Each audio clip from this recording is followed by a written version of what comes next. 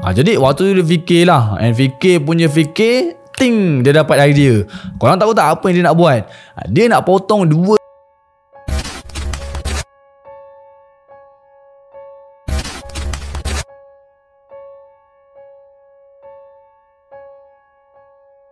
Assalamualaikum guys, welcome back to Syamil Story.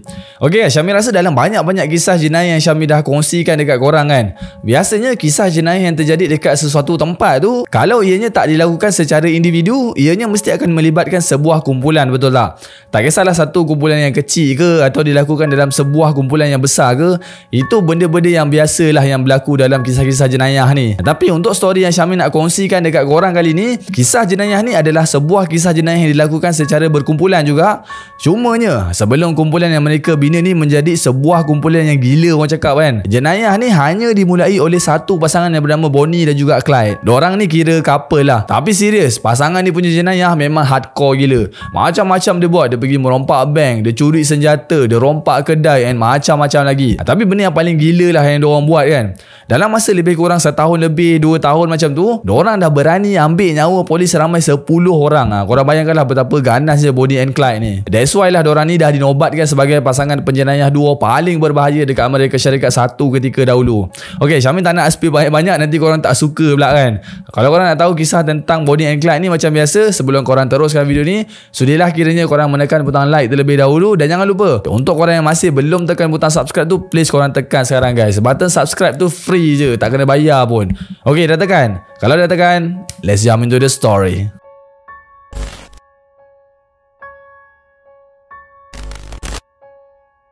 Okay guys, sebelum kita bercerita lebih panjang lagi pasal kisah Bonnie and Clyde ni, kita tengok dulu sedikit latar belakang tentang kedua-dua pasangan ni. Kita mula dulu dengan latar belakang Bonnie terlebih dahulu lah. Bonnie Parker atau nama panjang dia Bonnie Elizabeth Parker adalah seorang wanita yang dilahirkan dekat Rowena, Texas pada tahun 1910.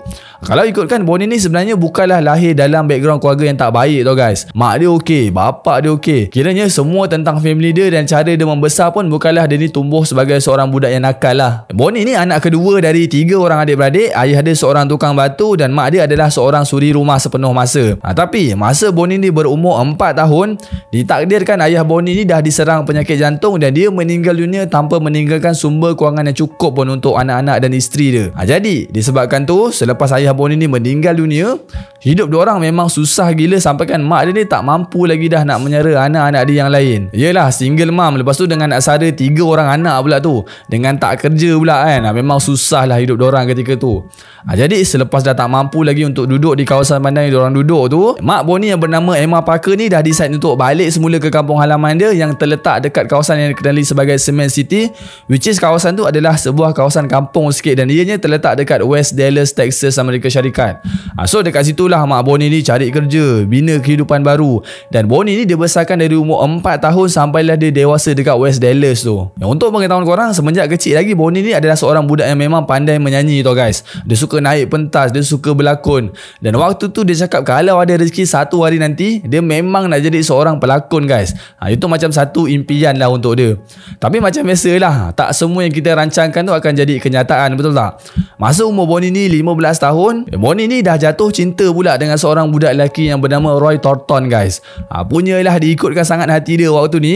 Walaupun Bonnie ni baru je berkenalan dengan Roy dalam waktu yang singkat je, Bonnie ni dah minta untuk kahwin guys dengan Roy disebabkan diorang dah cinta mati sangat antara satu sama lain. Memang tak boleh nak buat apalah kalau orang dah cinta mati kan. Cakap apa pun diorang dah tak nak dengar dah. So bincang punya bincang apa semua, 6 hari sebelum umur Bonnie genap 16 tahun, Bonnie akhirnya berkahwin dengan Roy dalam usia yang sangat muda ketika tu. Tapi kalau Roy tu seorang lelaki yang baik, tak ada masalah pun diorang nak berkahwin kan. Okey je kan. Sebab zaman dulu pun kalau perkahwinan ni awal macam ni tak pelik pun guys, masa zaman atuk nenek kita dulu. So bila diorang dah berkahwin dan hidup bersama tu, diorang melayari bahtera perkahwinan, everything sama lah macam pasangan-pasangan lain yang baru berkahwin. Memang sweet lah orang cakap kan. Tapi setelah beberapa ketika diorang mendirikan perkahwinan tu, perkahwinan diorang tu tak seindah macam yang Bonnie bayangkan tau guys. Sebabnya korang tahu tak, semakin lama Bonnie ni duk perhatikan Roy tu, dia seolah-olah macam dapat mengesan pula ada benda yang tak berapa elok tentang si Roy. Tambahan pula sedikit demi sedikit benda yang Roy buat tu terbongkar, dan daripada situlah Bonnie dapat tahu tentang dark side pasal si Roy tu. Rupa-rupanya Roy tu adalah penjenayah yang memang dah biasa keluar masuk penjara guys. Jam. Padahal usia perkahwinan diorang ni masih boleh dikatakan baru lagi ketika tu. Nak patah balik pun dah tak boleh dah. Nak tak nak dia kena hadap je lah dengan semua benda ni sebab diorang pun dah kahwin kan. Jadi dalam mana diorang masih ada ikatan suami isteri tu, si Roy ni sangat aktif dengan jenayah-jenayah yang dia buat. Contohnya macam rompak, curi apa semua. Setiap hari boleh kata nak nampak muka si Roy ni ada dekat rumah tu memang susah lah. Kejap dia ada, kejap dia hilang. Sampai kadang-kadang tu dia akan hilang dalam masa beberapa hari sebab dia sibuk sangat dengan jenayah yang dia buat dekat luar sana. Okey, kita skip terus Dan akhirnya setelah banyak sangat jenayah yang si Roy ni dah buat dekat luar tu, akhirnya Roy ni ditangkap dan dia dah dijatuhkan hukuman penjara atas kesalahan yang dia buat. So selepas Roy dah ditangkap kan, disebabkan Bonnie ni tak tahu yang Roy ni kena tangkap. Waktu ni Bonnie ni macam pelik lah kan. Kenapa lah lama sangat si Roy ni tak balik kan. Biasa tak macam ni tau. Kalau 2-3 hari tak balik, selepas tu mestilah dia akan ada kat rumah. Belum pernah lagi dia hilang dalam jangka masa seminggu ke atau lebih macam tu. So pada tahun 1929, itulah kali terakhir Bonnie berjumpa dengan Roy masa dia ada dekat rumah sebelum Roy keluar daripada rumah. Waktu ni Bonnie ni umpama tergantung tak bertali guys ketika tu. Bonnie tak tahu sama ada Roy ni masih hidup ke tak ke. Dan diorang tak pernah declare pun yang diorang bercerai waktu ni. Jadi hubungan diorang habis setakat tu je lah. Tapi nak menunjukkan yang diorang masih ada ikatan perkahwinan lagi, even masa akhir hayat Bonnie ni dia masih pakai lagi cincin perkahwinan dia dengan Roy. Itu membuktikan yang Bonnie ni masih isteri orang lah. And then selepas Bonnie ni ditinggalkan selama-lamanya oleh Roy tu, waktu ni Bonnie macam lost kejap. Dia dah tak ada tempat bergantung guys. Korang bayangkan dia perempuan, lepas tu tambahan pula umur dia baru belasan tahun. Jadi dia fikir apa je yang dia boleh buat ketika tu seorang-seorang. Dia buntu guys, dia stuck. So tanpa berfikir panjang, disebabkan dia pun dah tak ada suami waktu tu, dia decide untuk balik semula ke pangkuan family dia dan dia duduk balik dengan mak kandung dia dekat Dallas, Texas untuk cari kehidupan yang baru dekat sana. So dia jadi balik macam budak-budak yang sebaya dengan dia lah, hidup dengan mak bapak tanggung apa semua. And then setelah beberapa ketika hidup di bawah tanggungan mak bapak dia tu, disebabkan waktu ni umur Bonnie ni dah mencecah 18 tahun kan, untuk mencari pendapatan yang lebih untuk diri dia sendiri, Bonnie dah kerja sebagai seorang waitress dekat sebuah kedai makan yang ada dekat Dallas. Waktu ni kehidupan Bonnie memang biasa-biasa je lah. Dia hidup dengan gaji cukup-cukup makan, pergi kerja, balik kerja, sama je macam orang normal. Tapi walaupun dia dah move on dengan kehidupan dia yang sebelum ni, sebenarnya masih ada satu lagi rasa yang masih tak boleh dipadamkan dalam diri dia, iaitu rasa sedih guys. Yelah, korang bayangkanlah dalam usia yang muda, lepas tu berkahwin. Kalau nak cerita pasal masa depan tu, sebenarnya hidup dia dah hancur dah. Tambahan pula awal-awal kahwin tu punyalah sayang gila dia dekat lelaki dia tu. Bila jadi benda yang macam ni memang down teruk lah.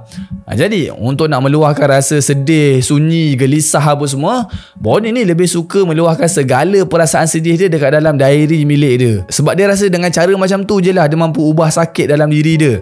Selain tu, selain daripada tulis diary tentang kehidupan zaman silam dia, untuk nak release tekanan tu juga, biasanya Bonnie ni akan suka pergi berjalan-jalan sambil ambil gambar menggunakan kamera filem dia tau.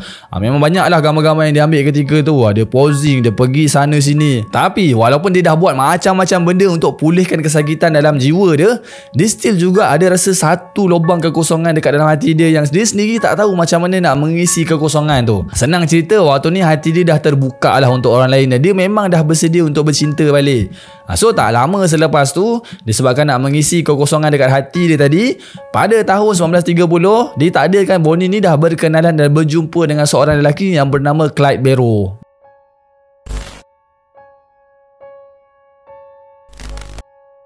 Okay guys, siapa sebenarnya Clyde Barrow ni? Okay, kita tengok pula latar belakang tentang Clyde ni Clyde Barrow atau nama panjang dia Clyde Chestnut Barrow adalah seorang lelaki yang lahir pada tahun 1909 dekat Tellico, Texas, Amerika Syarikat. Untuk pengetahuan korang, Clyde ni adalah seorang anak lelaki yang membesar dari kalangan keluarga petani yang sangat susah ketika tu tau guys. Tambahan pula adik-beradik orang pun ramai. Total adik-beradik dia je yang ada ketika tu seramai 7 orang. Dan Clyde ni pula adalah anak kelima dari 7 orang adik-beradik itulah. Pada tahun 1920-an, keluarga Clyde ni telah pun berpindah ke Dallas untuk mencari kehidupan yang lebih baik dekat sana. Mak bapak dia fikir bila dah sampai dekat Dallas nanti, diorang akan bekerja dan diorang boleh survive macam biasalah. Akan tetapi, selepas diorang sampai je dekat Dallas tu, disebabkan diorang sekeluarga tak standby duit yang lebih untuk tinggal dekat sana, Diorang semua terpaksa tinggal dekat kawasan West Dallas, iaitu kawasan tu adalah sebuah kawasan yang sangat penuh dengan kemiskinan. Tengok kiri miskin, tengok kanan miskin. Diorang ingat bila sampai dekat Dallas tu kehidupan diorang akan berubah terus guys. Tapi tak. Gila ke apa, bapak dia ni bawa family dia berpindah ke tempat lain tanpa duit yang mencukupi. Macam manalah diorang nak hidup kan dengan cara macam tu. Korang bayangkan lah. Waktu tu punyalah susah kehidupan diorang ketika tu, sampaikan diorang terpaksa tidur dekat bawah wagon beralaskan tanah je. Kena panas, kena hujan. Kiranya kehidupan keluarga diorang ni memang dah level gelandangan lah ketika tu.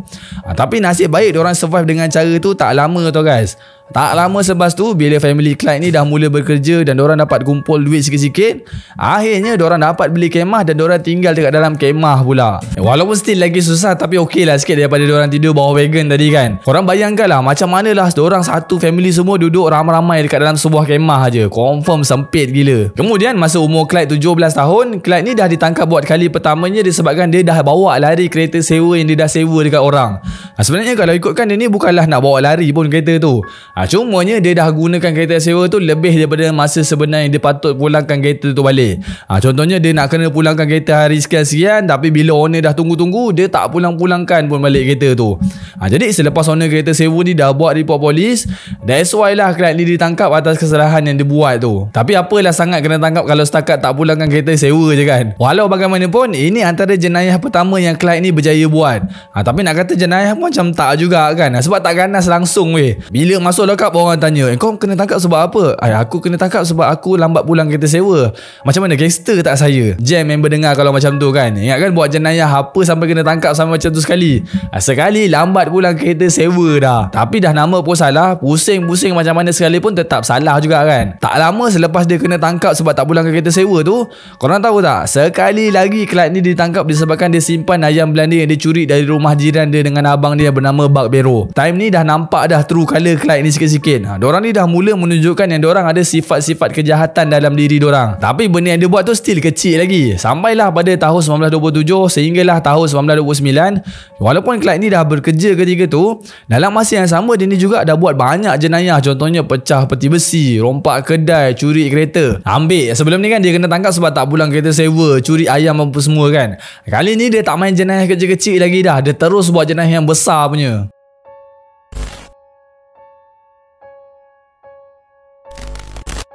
Okey guys, korang mesti nak tahu macam mana diorang berdua ni boleh berkenalan kan. Cerita dia bermula dekat sini guys. Masa umur Bonnie ni 19 tahun, Bonnie ni dah tinggal bersama dengan member perempuan dia untuk jagakan kawan yang tengah patah tangan ketika tu. Waktu tu pun Bonnie tak bekerja dan dalam masa yang sama dia tengah cari kerja lain. That's why lah sementara dia nak cari kerja tu, dia tolong jagakan kawan dia.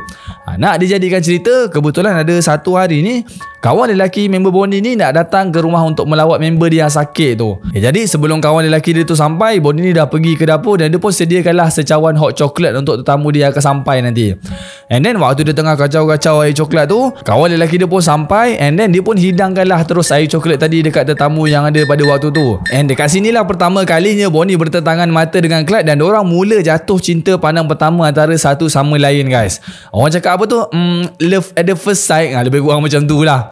Jadi selepas diorang bertemu dekat rumah member dia tu, tak cerita banyak, selepas diorang bertentangan mata tadi, Clyde terus usyah dan diorang dating terus guys. Diorang keluar sama-sama, diorang jalan-jalan and diorang banyak habiskan masa bersama-sama dekat luar lah.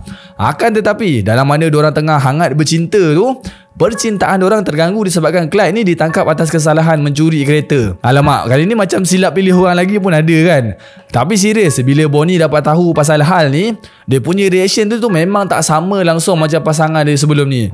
Kalau macam pasangan dia sebelum ni kan dia rasa macam sedih, kecewa apa semua. Tapi untuk Clyde ni, dia langsung tak kisah pasal benda tu. Kiranya waktu ni dia memang dah cinta mati sangat lah dengan si Clyde tu. Dia cakap tak kisahlah ada rekod jenayah ke apa ke, janji diorang dapat bercinta dan bahagia walau dengan apa cara sekalipun.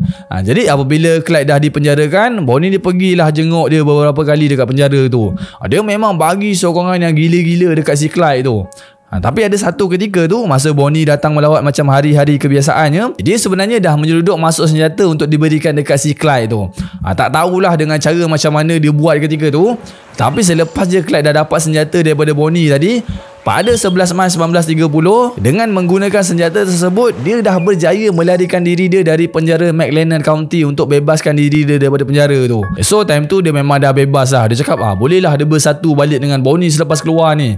Tapi selepas Clyde ni berjaya larikan diri tu, pihak polis pun teruslah memburu jejak Clyde secara besar-besaran dekat beberapa kawasan.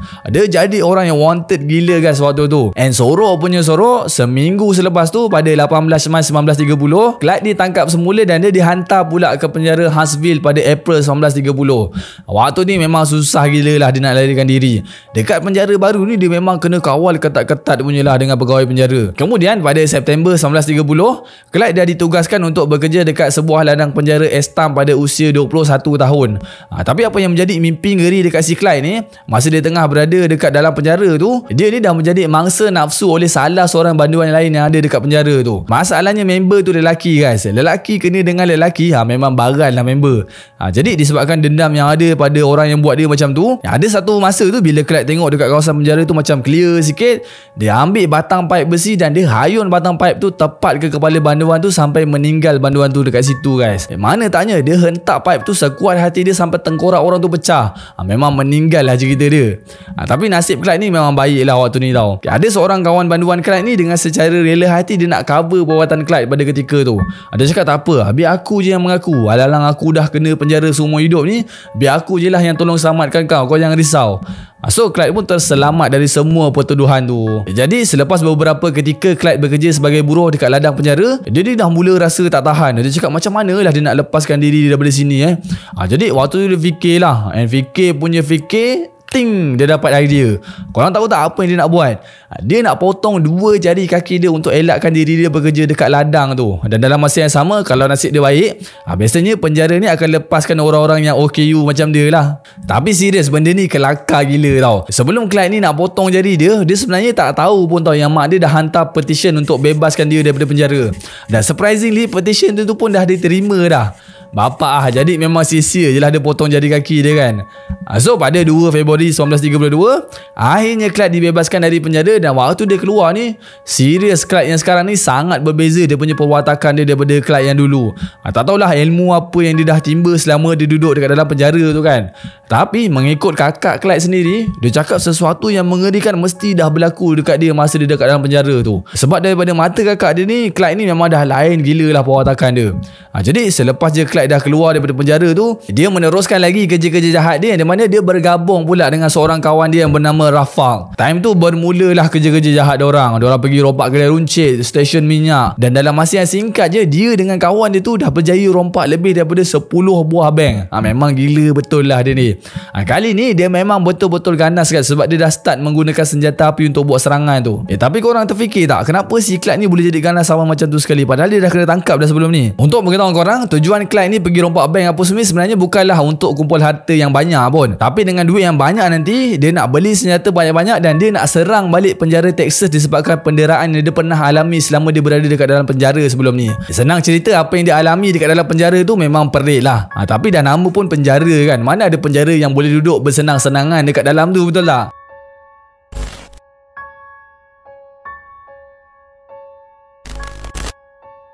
Kemudian pada 19 April 1932, Clyde dengan kawan dia dah ditangkap masa diorang cuba untuk mencuri senjata dekat sebuah kedai yang terletak dekat Kaufman. Tapi luck dia masih baik lah ketika tu, sebab selepas disiasat apa semua, polis tak ada bukti yang cukup kuat pun untuk dakwa Clyde tu. Tak tahulah dengan cara macam mana si Clyde ni pusing-pusing pihak polis kan. Dia boleh selamat, tapi kawan dia si Fal tadi dah dipenjarakan terus atas kesalahan merompak kedai senjata. Jadi itulah kali terakhir Clyde dan Fal ni bekerja sama guys. And then tak lama selepas tu, setelah sekian lama Clyde ni tak berjumpa dengan Bonnie, akhirnya Clyde dapat bersatu balik dengan awet dia selepas beberapa minggu Clyde dibebaskan daripada lock-up. Gila tak nak jumpa balik kan. Adalah si Bonnie ni memang setia gila dengan dia. Dan dalam masa yang sama, Clyde ni pun memang sayang gila dekat si Bonnie ni. Tengoklah waktu orang tu tengah ada dekat dalam penjara, siap melawat, siap supply senjata lagi dekat Clyde tu. Tapi apa yang mengejutkan selepas diorang bersama balik tu, Tak ada angin, tak ada ribut, tiba-tiba Bonnie ni nak ikut pula power dia pergi buat jenayah. Memang mind blown betul lah keputusan yang Bonnie buat time ni. Padahal sebelum ni Bonnie ni tak ada langsung background tentang jenayah apa semua. Tapi dia punya sampai tahap bangang tu, dia disebabkan cinta sangat dengan Clyde tu, orang tu nak masuk lubang jamban pun dia nak ikut juga orang tu. Pada 30 April 1932, Clyde dan Bonnie dah buat satu jenayah di mana dia dah melepaskan peluru dekat seorang pemilik kedai yang bernama J.N. Butcher. Kalau korang nak tahu, inilah kali pertama Clyde dan Bonnie ni dah mengambil nyawa orang dalam serangan yang dia buat tau. Akan tetapi masa diorang buat serangan tu, isteri Butcher ni dapat cam muka Clyde dengan sangat clear ketika tu. Dia ingat bentuk rupa dia macam mana apa semua. Jadi disebabkan tu, isteri Butcher ni pun teruslah pergi buat report polis. Dan waktu isteri Butcher ni bagi keterangan dekat pihak polis tu, polis terus tunjuk gambar dekat dia. Betul ke orang ni yang peng-peng lagi awak? Dia cakap, yelah betul lah budak ni yang buat ni. So bila polis dah confirm itu adalah Clyde, polis terus buru dan jadikan geng Clyde Barrow ni sebagai penjenayah yang dikehendaki ketika tu. Kemudian pada 5 Ogos 1932, hasil dari risikan daripada beberapa pihak polis, waktu tu kumpulan Barrow Gang yang ditubuhkan oleh Clyde ni dah bertambah anggota dia tau. Waktu ni ada Clyde, Bonnie, Raymond Hilton dan seorang lagi Ross Dyer. Dan pada malam 5 Ogos tu, dorang semua ni dah join satu malam tarian dekat Stringtown, Oklahoma sambil mabuk-mabuk. Dan dalam masa yang sama, time ni sebenarnya dorang tak perasan pun dorang tengah diperhatikan oleh pihak polis. So bila dorang dah habis upacara tarian tu, apabila dua orang pihak polis cuba nak datang dekat dengan dorang masa dorang tengah berjalan dekat parking kereta, dorang semua dah melepaskan peluru ke arah polis tu sehingga menyebabkan seorang daripada polis tu hilang nyawa guys.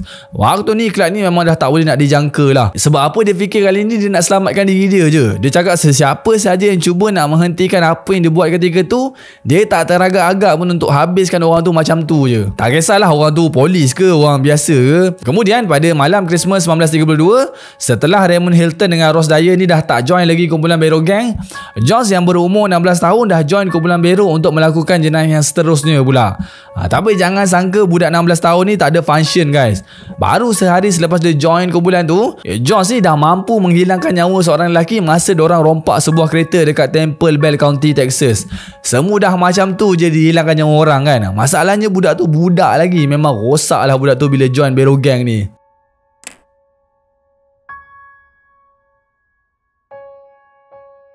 Pada 22 Mac 1933, ketika tu Buck, which is abang kepada Clyde ni, telah diberikan pengampunan penuh tau, dan dia dibebaskan dari penjara atas kesalahan jenayah yang dia buat dulu.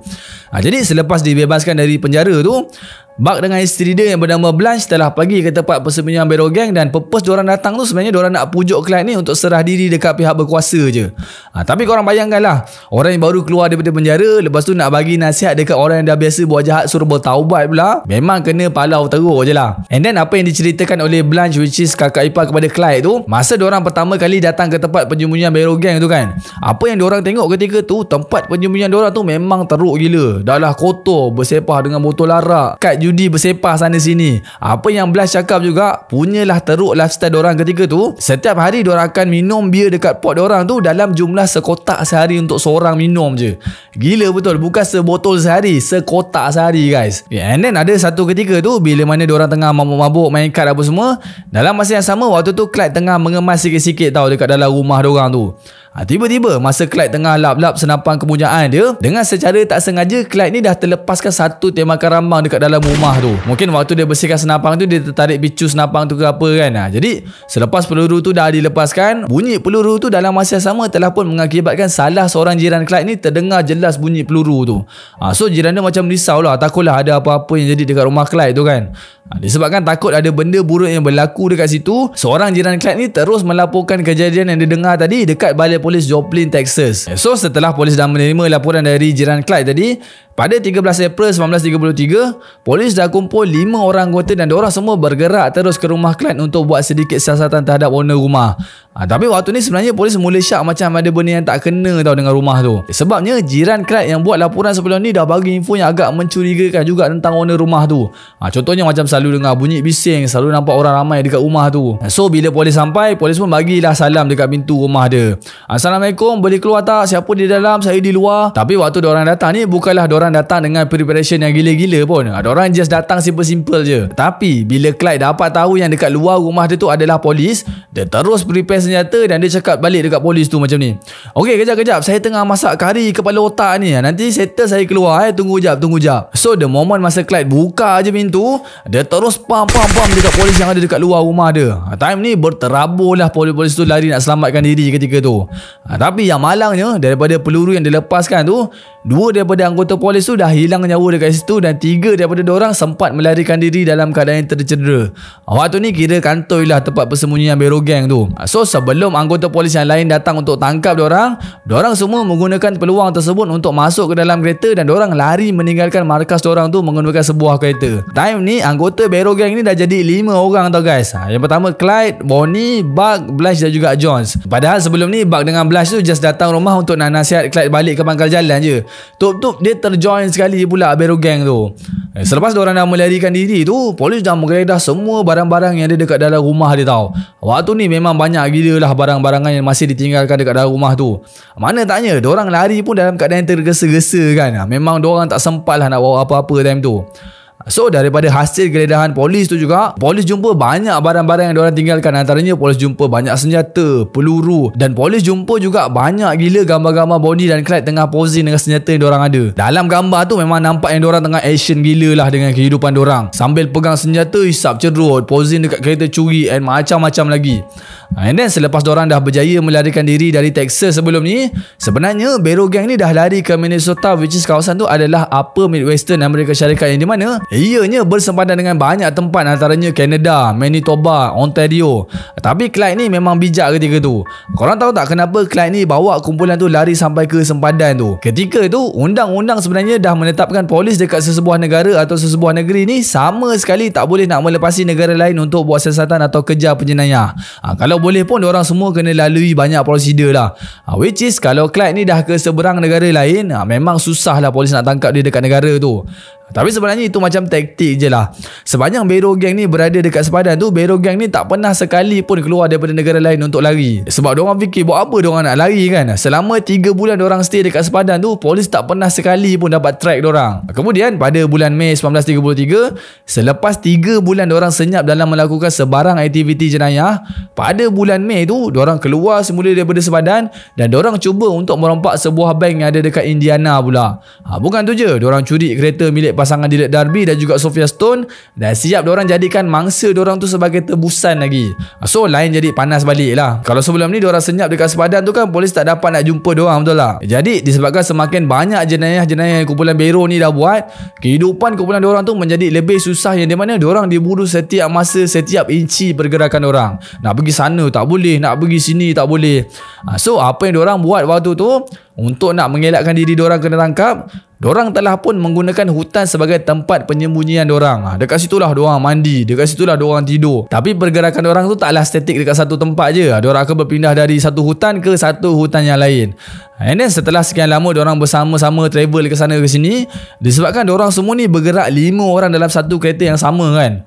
Timbul pula satu masalah yang di mana lama kelamaan diorang sering bertengkar antara satu sama lain guys. Dah lah hidup diorang ni banyak diorang habiskan masa dekat dalam kereta je kan. Jadi korang bayangkanlah kalau 3 orang dewasa duduk dekat bahagian kursi belakang penumpang tu, dengan saiz tubuh badan orang dewasa pula, memang berhempit-hempit lah sedang cerita.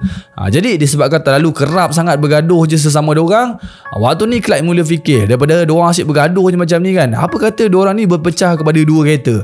Sebab diorang kan baru rembat kereta Dillard Darby dengan Sophia Stone sebelum ni kan. Jadi bincang punya bincang, bila bincang pun dalam keadaan yang menegangkan lagi, Clyde dah buat keputusan yang dia, Bonnie dan juga Josh akan naik satu kereta dan Buck dan juga Blush akan naik kereta yang diorang biasa bawa sebelum ni. Waktu ni masing-masing semua tengah ego. So kumpulan diorang tu berpecah buat seketika lah. Tapi setelah beberapa ketika 3 orang tu gunakan kereta curi tu, pada 10 Jun 1933, waktu Clyde tengah bawa kereta tu, dia dah drive melalui satu jalan sunyi di mana dia tak perasan ada satu signboard yang mengatakan sebuah jambatan yang ada dekat jalan tu tengah dalam pembinaan. Jadinya disebabkan tak perasan dengan signboard tu tadi, masa Clyde bawa kereta tu dalam keadaan laju, bila sampai je dekat kawasan pembinaan tu, Boom! Kereta yang 3 orang naik tu terus terbang masuk ke dalam gaung dan kereta tu jatuh terpusing-pusing ke bawah dalam keadaan terbakar. Walaupun kereta tu dah terbang dan siap terbakar lagi, ketiga-tiga orang yang ada dekat dalam kereta tu semuanya selamat, korang tahu tak?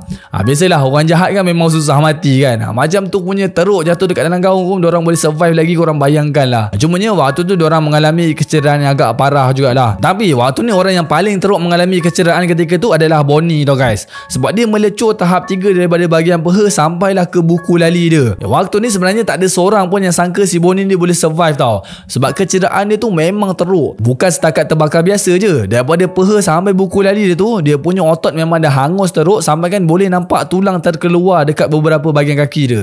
Jadi disebabkan kecederaan yang Bonnie alami tu, benda tu sekaligus dah membuatkan dia suka berjalan. Dan waktu ni Clyde ni lah orang yang paling banyak membantu Bonnie. Dia cakap, tak apa sayang, walaupun you dalam keadaan macam ni, I akan tetap bersama you. Betul sweet si Clyde ni kan. Dengan orang lain dia buat jahat, dengan awet dia tahu pula dia sayang. Tapi walaupun Bonnie ni dalam keadaan sakit, waktu ni jenayah tetap diteruskan lagi guys. So Clyde biarkan Bonnie berehat seketika dekat tempat penyembunyian diorang, dan Clyde dengan Jones lah yang meneruskan perjuangan diorang tu. Diorang pergi merompak, diorang curi senjata. Tapi ada satu ketika tu Clyde ni memang buat perangai, korang tahu tak? Punyalah dengki dia dengan pihak polis. Dia pergi colik 2 orang polis, dia gari dan dia ikat 2 orang polis tu dekat pokok menggunakan kawat besi. Korang tengoklah, dia gula-gulakan polis macam tu je. Mana polis tak geram dengan diorang ni kan. And then tak lama selepas tu, bila pergaduhan Barrow Gang ni dah reda, Clyde ni dah berjumpa balik dengan Buck dan juga Blanche, dan diorang bergabung balik macam sebelum-sebelum ni untuk meneruskan kerja-kerja jenayah diorang. Tahu pula Clyde ni nak bergabung balik kan. Sebenarnya dia pun dah tahu tau betapa susahnya bila kekurangan seorang anggota. Kalau lah dia masih ego, memang susah lah dia nak buat kerja-kerja jenayah selepas ni. That's why lah dia buat decision untuk bergabung balik dengan abang dia.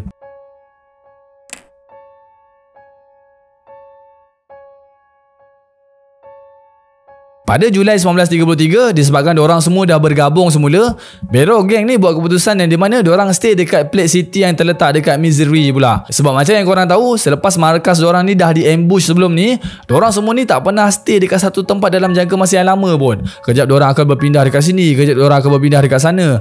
Okey, alang-alang diorang berlima pun dah bergabung balik. Diorang pergi ke kawasan Platte City tu dan diorang sewa sebuah rumah dengan pemilik yang bernama Neil Hauser.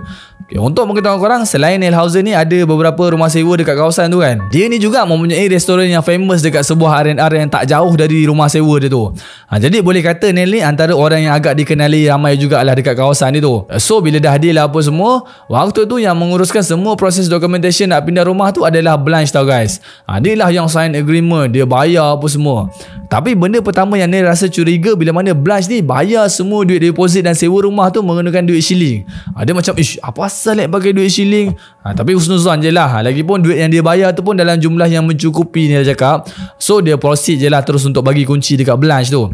Untuk mengetahui korang juga, sebelum masuk ke rumah tu, Blanche ni dah mengesahkan dekat Neil tu yang dia akan duduk seramai 3 orang je dekat rumah tu. Sebab owner dah cakap awal-awal dah, harga yang awak duduk ni untuk 3 orang je tau. Misal kata lebih daripada 3 orang duduk dekat situ, maka sewa rumah tu akan saya naikkan lagi lah. Tapi masa diorang baru je masuk dekat rumah tu, sekali lagi Neil tu curiga di mana owner rumah tu nampak diorang reverse kereta laju-laju terus masuk dekat garaj bersebelahan dengan rumah diorang, dan diorang keluar dalam keadaan yang mencurigakan ketika tu. Neil tengok seolah-olah orang yang ada dekat dalam kereta tu macam seorang gangster pun ada.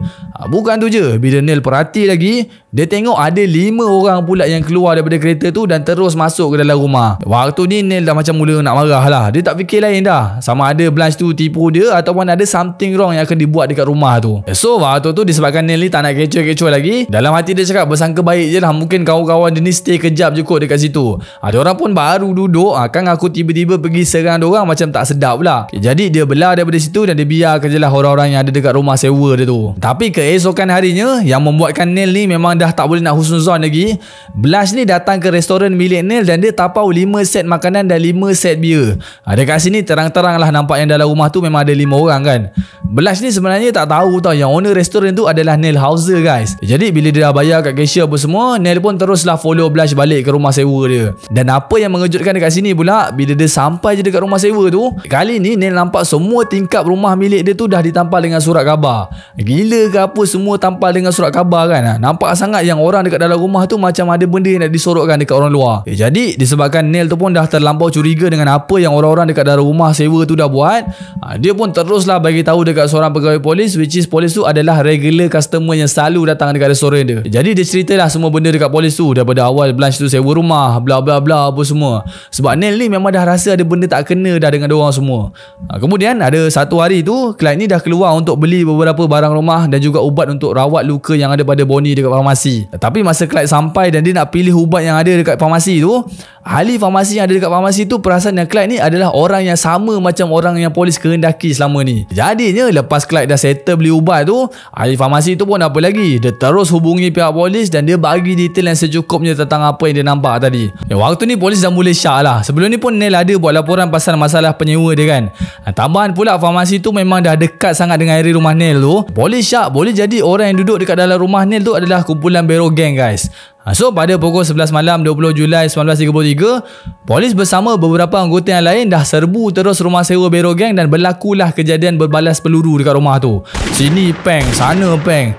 Tapi dalam mana polis tengah peng-peng dekat ahli Barrow Gang tu, tiba-tiba peluru yang dilepaskan oleh Clyde dah pun terkena dekat horn perisai polis tau guys. Dan waktu tu horn terus rosak dan terus bunyi tan. Dan apabila horn panjang tu berbunyi, waktu tu semua anggota yang tengah lepaskan peluru tu pun terpaksa lah berhenti kejap. Sebab biasanya kalau amaran untuk hentikan tembakan dekat sesuatu tempat tu, kereta perisai polis akan bunyikan horn yang panjang tu guys.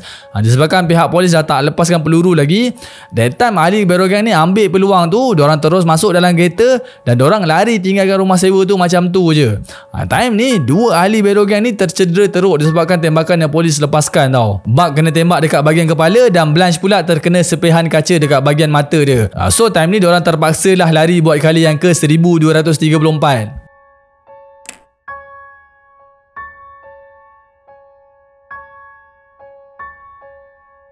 Pada 24 Julai 1933, selepas dah lari daripada pihak polis sebelum ni, ahli Barrow Gang ni dah berkemah jauh dekat Dexfield Park, iaitu kawasan tu adalah sebuah taman tema yang terbiar lama.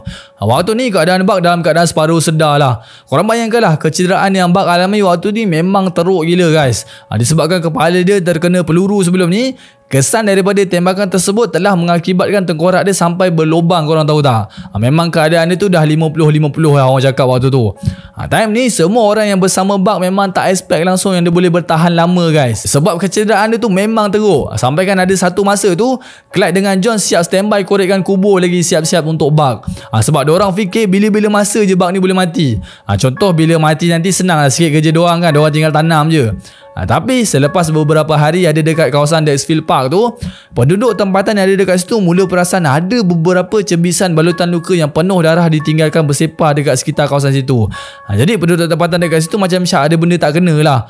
So diorang pun buatlah report polis. Waktu ni polis dah tak ada syak benda lain dah, sebab orang yang paling wanted ketika tu adalah Barrow Gang guys. Tak cerita banyak, punyalah nak berkas terus Barrow Gang ni, polis dah ajak sekali 100 orang kampung untuk kepung tempat perkemahan diorang dekat Dexfield Park tu. Gila ramai kan 100 orang tu kan. Sebabnya polis tak nak lagi dah bagi diorang terlepas macam sebelum-sebelum ni. Kali ni senang cerita memang tak ada ruang lagi lah untuk diorang lari. Kiri, kanan, depan, belakang semua polis jaga. Tapi bila time orang ramai sampai betul-betul dekat tapak perkemahan Barrow Gang ni, berlakulah lepasan peluru di antara Barrow Gang dan juga pihak polis. Time ni memang huru hara habis lah. Mana tanya, waktu ni yang ada senjata hanya pihak polis je. Jadinya memang orang tempatan semua cabut lagi lah. So dengan berbekalkan senjata yang ada pada Barrow Gang ni, diorang cuba shield diri diorang dan diorang lari terus masuk ke dalam hutan untuk melepaskan diri. Tapi yang malangnya, disebabkan Blanche struggle untuk bawa lelaki dia Buck yang tengah tercedera waktu tu, Buck dah terkena peluru dekat bahagian belakang badan dia dan dalam masa yang sama Blanche terpaksa juga menyerah diri disebabkan lelaki dia pun dah kena tangkap dengan pihak polis. Yelah, habis tu takkanlah Blanche tu nak tinggalkan suami dia macam tu je kan. Nak tak nak dia kena ikut jugalah suami dia. Kemudian 6 hari selepas tu, selepas Buck dirawat di hospital disebabkan kecederaan serius yang ada pada dia ketika tu, akhirnya Buck meninggal dunia semasa dirawat dekat hospital. Okey guys, selepas daripada kejadian tu, 6 minggu kemudian, ahli Barrow Gang yang tinggal 3 orang tadi dah lari jauh daripada kawasan operasi biasa yang diorang buat jenayah. Tapi macam biasalah, walaupun ahli kumpulan tu dah tinggal 3 orang je, rombakan bank apa semua tu tetap on macam biasa guys. Daripada Colorado berpindah ke Minnesota, kemudian ke Mississippi pula. Sampailah punyalah berani geng Clyde ni, walaupun diorang dah wanted gila ketika tu, Clyde dengan Jones dah berjaya rompak sebuah stor senjata tentera dan diorang nembat banyak senjata dan juga peluru dekat situ. Korang tengoklah, dah lah wanted, lepas tu dia boleh pecah masuk stor senjata tentera pula. Dia sebenarnya macam seolah-olah mencabar pihak berkuasa lah ketika tu. Pada awal bulan September 1933, ahli Barrow Gang ni dah balik semula ke Dallas untuk berjumpa dengan keluarga masing-masing tau. Clyde dengan Bonnie nak berjumpa dengan family dia dekat Dallas dan Jones pula nak jumpa dengan mak bapak dia dekat Houston. Sebab semenjak diorang jadi penjenayah ni, dah 4 bulan diorang tak balik ke tempat asal masing-masing tau. Tapi setelah beberapa ketika diorang stay dekat tempat masing-masing tu, pada 16 November 1933, yang malangnya Jones ditangkap oleh pihak polis masih dia berada dekat rumah dia dekat Houston. Tapi cara penangkapan Jones ni memang mudah lah, tak ada melibatkan sebarang peluru ke ataupun kecederaan ke. Polis serbu terus rumah dan tangkap terus dia, settle. Waktu ni geng Clyde ni memang dah pincang habis lah, dengan Bonnie yang belum pulih sangat. Jones pula dah kena tangkap. Misal kata kalau Clyde nak buat jenayah, memang dia kena buat sorang-sorang je lah. So sepanjang musim luruh, Clyde dah tinggalkan Bonnie sementara waktu untuk dirawat dengan family dia, dan Clyde dah buat rompakan dengan bantuan orang-orang jahat dekat sekitar kawasan tempat tinggal dia pula. Orang-orang jahat tu kira buat part time job lah dengan si Clyde ni. Kemudian pada 16 Januari 1934, macam Syamil cakap masa awal video tadi kan, Clyde ni kan nak balas dendam dekat pihak penjara, betul tak? Setelah sekian lama Clyde ni dah merancang untuk serang penjara tu, kali ni Clyde datang dekat penjara tu dengan dua purpose yang berbeza. Pertamanya, dia memang dah geram sangat dengan sistem penjara sebelum ni. Yang kedua, Clyde ni dah merancang untuk membebaskan anggota Barrow Gang yang dah kena tangkap sebelum ni, iaitu Raymond Hilton dan seorang lagi kawan banduan dia yang bernama Matt Vin. Dan serangan besar-besaran yang Clyde buat ni dikenali sebagai Estam Breakout lah. And then setelah Clyde dah buat serangan ke atas penjara tu, dalam insiden ni Clyde dah mengambil ramai nyawa pegawai-pegawai penjara, termasuk sekali pihak polis yang kawal dekat situ tau guys. Dan jumlah nyawa yang hilang tu dianggarkan memang ramai gila lah. Akan tetapi selepas Hamilton dengan Matt Vin tu bebas, korang tahu tak, Matt Vin ni dah mengkhianati Clyde dan juga Bonnie, di mana ayah Matt Vin ni dah deal pula dengan pihak polis untuk perangkap diorang. Ayah dia deal dengan pihak polis lebih kurang macam ni lah. Dia cakap kalau misal kata kita berjaya tangkap Clyde, maka bapak dia nak tuduhan dekat anak dia si Matt Vin tu digugurkan serta-merta. Sebab waktu ni dengan cara macam tu je lah cara paling senang nak pancing Clyde tu. Kalau polis tak terima tawaran diorang, chances untuk tangkap Clyde ni memang susah lah selepas tu. Tapi macam biasalah, nak tangkap Clyde ni bukan satu kerja yang mudah guys. Ada satu hari ni masa Matt Vin dah deal nak jumpa apa semua, waktu ni polis memang dah standby lah. Masa polis start ekori Clyde daripada belakang, dia terus memecut dan dia seolah-olah dapat tahu yang dia sedang dalam perangkap polis. Jadi untuk cuba nak menghentikan diorang ketika tu, pihak polis dah melepaskan banyak peluru ke arah kereta Clyde dan sehingga menyebabkan peluru tu tembus dekat bahagian pintu dan terkena sedikit dekat kaki Clyde. Tapi yang malangnya, walaupun banyak peluru yang dah dilepaskan oleh pihak polis, polis still juga tak berjaya nak menangkap diorang dan diorang berjaya melepaskan diri diorang macam tu je. Kemudian beberapa hari selepas tu, masa ada dua orang polis tengah ronda dekat satu laluan ni, polis ternampak ada sebuah kereta dalam keadaan rosak tengah berhenti dekat tepi bahu jalan. Waktu ni polis ingat mungkin orang yang ada dekat dalam kereta tu perlukan bantuan ke apa kan. Tapi masa polis sampai dan dekat dekat kereta diorang, tiba-tiba Clyde dengan Bonnie ni keluar daripada kereta dan diorang melepaskan peluru sehingga menyebabkan dua orang polis tadi hilang nyawa dekat situ. Korang tengok dah berapa ramai dah polis yang tewas disebabkan serangan diorang. Macam diorang cakap tadi lah, sesiapa saja yang cuba menghentikan diorang tak teragak-agak pun untuk lepaskan peluru tanpa ada rasa belas kasihan pun. Jadi disebabkan susah sangat nak tangkap si Clyde tu, polis terpaksa panggil seorang anggota pension yang bernama Hammer, di mana dia ni memang pakar gila dalam hal-hal nak menangkap penjenayah macam si Clyde ni.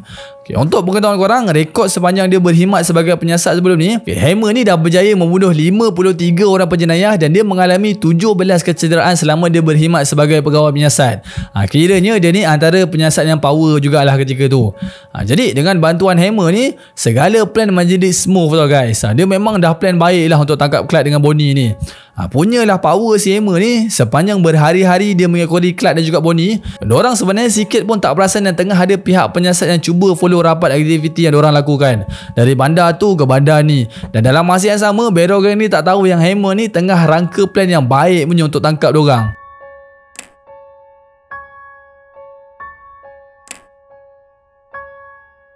Menjelang Mei 1934, Bonnie dan Clyde telah menjadi orang yang paling dikehendaki dengan 16 waran tangkap atas pelbagai jenayah. Antaranya pembunuhan, rompakan, kes curi kereta dan banyak lagi.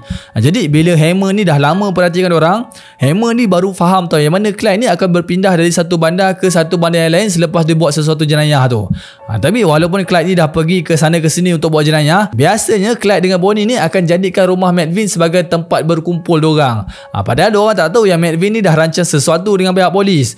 Jadi sebelum nak lakukan tindakan yang seterusnya tu, Hammer dah bawa 5 orang lagi penyiasat lain untuk ikut sekali join dengan dia dalam misi penangkapan Clyde dan juga Bonnie. Sebab kalau dia buat seorang-seorang memang tak mampu lah, sebab Hammer ni pun dah tua guys. So pada 22 Mei 1934, 4 orang dari 6 orang pegawai penyiasat tadi dah pasang perangkap dekat tepi lebuh raya Louisiana. Sebab polis dapat info yang Clyde dengan Bonnie ni akan menuju ke rumah McVin untuk melawat McVin dekat sana tau. Jadi pada pukul 9 malam, bila mana semua pegawai polis dah bersedia untuk tunggu kereta Clyde dekat lebuh raya tu, tapi tunggu daripada pukul 9 ke pukul 10. Pukul 10 sampai ke tengah malam pula. Even daripada malam tadi sampai ke awal pagi pun, polis mendapati yang Clyde ni tak ada pun lalu dekat lebuh raya tu. Korang bayangkanlah, daripada pukul 9 malam sampailah ke subuh diorang duk tunggu orang tu dekat tepi semak je. Memang mental lah. Tapi disebabkan Clyde memang dah janji nak datang ke rumah McVin ketika tu, polis still lagi tak berputus asa dan diorang tunggu je lah kereta Clyde lalu dekat lebuh raya tu. And pada pukul 9.15 pagi keesokan harinya, the moment of truth, tiba-tiba polis terdengar bunyi enjin kereta Clyde yang datang menuju ke arah diorang melalui lebuh raya tu. Time ni semua orang dah standby dah. Kereta McVin dah park dekat tepi jalan. Polis semua dah menyuruk balik dah dekat dalam semak apa semua. Time ni Clyde tak tahu kereta McVin yang park dekat tepi jalan tu sebagai perangkap je. Dan apabila Clyde nampak je kereta McVin park dekat tepi jalan tu, dia pun terus slow. Dia macam pelik lah, apa pasal pula kereta mamat ni ada dekat tepi jalan kan? Aku nak pergi ke rumah dia ni. Tapi belum sempat lagi diorang berhenti dekat kereta McVin tu, polis terus keluar daripada semak dan diorang lepaskan peluru tepat kena ke kepala Clyde. Game over guys. Akhirnya tewas juga Clyde dan juga Bonnie. Time ni polis dah berjaya lepaskan sebanyak 130 das peluru tau ke arah kereta diorang. 17 peluru terkena dekat Clyde dan 26 biji terkena dekat Bonnie. Kalau korang tengok gambar diorang terkena peluru tu kan, memang seram gila lah. Dengan keadaan kereta bolong-bolong lubang apa semua. Habis itu je cara yang polis dapat hentikan diorang. Kalau polis tak lepaskan peluru macam tu, memang sampai ketua lah polis tak dapat nak tangkap si Clyde ni. Tapi korang tahu tak, selepas dah kena peluru dekat dalam kereta tu, masa tu memang ramai gila orang cuba kerumunan kereta diorang. Serius, time ni orang macam kena rasuk tau. Ada yang ambil cebisan baju untuk jadikan souvenir, ada yang ambil kelongsong peluru yang ada dekat dalam kereta, dan yang paling teruk, siap ada orang dah bawa pisau untuk potong telinga Clyde untuk dijadikan sebagai kenangan. Bapak dia memang gila betul lah orang yang ada pada zaman tu kan. And disebabkan waktu tu pun tempat tu dah mula sesak dengan ramai orang, polis dah tak dapat nak kawal lagi dah waktu tu. So kereta Clyde yang masih ada mayat dekat dalam dia, polis terpaksa tarik untuk terus bawa ke bilik mayat.